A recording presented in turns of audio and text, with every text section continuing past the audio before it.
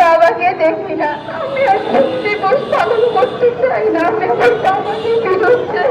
রাস্তায় দাঁড়ায় আমি কখনো কান্না ছাড়া শক্তভাবে আমার বাবাকে ফিরে পাওয়ার আনন্দে চালাতে পারি না।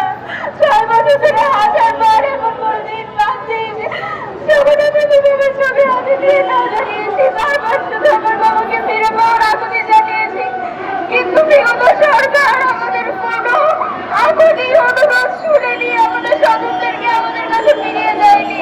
বাংলাদেশ দ্বিতীয়বার স্বাধীন হওয়ার পরেও এখনো আমরা আমাদের বাবাকে আমাদের স্বজনদেরকে ফিরে পাইনি। অন্তর্বর্তীকালীন সরকারের কাছে আমার একটাই অনুরোধ, আমাদের স্বজনদের সন্তান দিন। আমরা যেন অন্তত আমার বাবার শুধু শান্তিতে নিশ্চিন্ত দোয়া করতে পারি, আমি যেন আমার ভাইয়ের প্রশ্নের উত্তর দিতে পারি, আমি যেন মানুষকে বলতে পারি আমার বাবা কোথায়, আমার যেন আর এই ছবি হাতে নিয়ে না দাঁড়াতে হয়, আমি যেন বাবার হাতে ধরে এসে সবাই কায়দা করে বিপর্যয় কাহিনী বলতে পারি।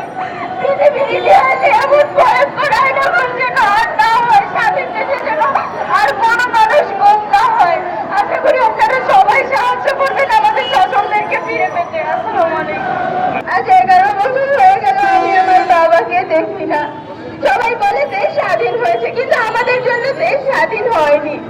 আমি যেদিন আমার বাবার সাথে যে ছাত্রদেরকে ফিরে পাবো, সেদিন আমার দেশ স্বাধীন হবে। আমি স্বাধীনভাবে বাঁচতে চাই এই স্বাধীন দেশে।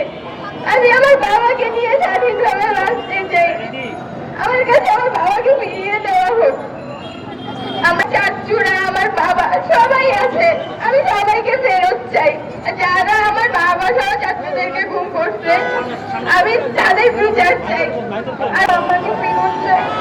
আমি রাস্তায় দাঁড়াতে চাই না। আমি আমার বাবাকে খুঁজতে খুঁজতে ক্লান্ত। আমি আর দিবস পালন করতে চাই না। আমি আমার বাবাকে ফেরত চাই। আমার বাবাকে ফেরত চাই। আমি স্বাধীন দেশে স্বাধীনভাবে হাঁটতে চাই। আর কত দরজায় গেলে আমি আমার বাবাকে ফেরত পাবো।